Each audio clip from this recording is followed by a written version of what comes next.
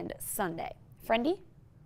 Lauren, thank you for that. Well, the new school year always brings improvements to a school system, and Richland School District 2 is an example of that. Just recently, the Board of Trustees approved the hire of the district's first Chief Diversity and Multicultural Inclusion Officer.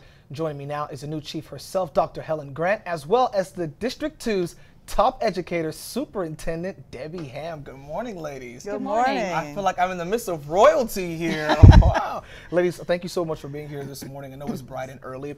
Dr. Grant, we're going to get to you in a moment, but because we have Dr. Ham here, Dr. Ham, talk to us about your reason to have a diversity officer. It's really twofold. First of all, our primary mission as a school district is to make sure every single one of our students is successful, and every one of them is different.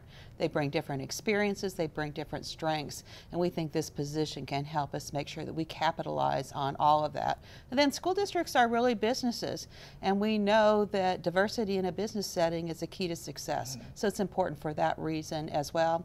We saw that colleges and universities as well as businesses are hiring positions like this and thought it would help Richland too. All right. So one of the things that you want to implement too, and also last night, understand that you're going to be here for another school year, another school term. That made me very happy. It's really good. And thank you for being here this morning. We know it's a long night for you.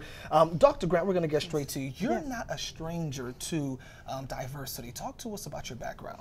Well, I think I was born into diversity. Okay. My parents started me off back before there was actual forced integration of schools. Okay. They took me out of the all-black school that I had been in as an elementary student, put me into a school that was predominantly white and not very friendly to people who were of different colors.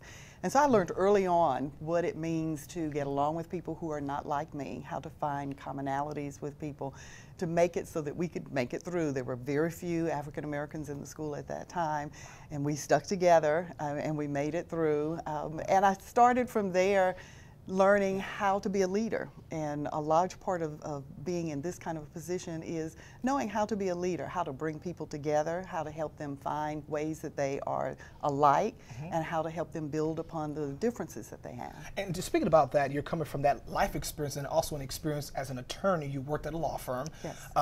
So how do you strategize? How do you go from strategizing from corporate America, if you would, to strategizing in a school business setting?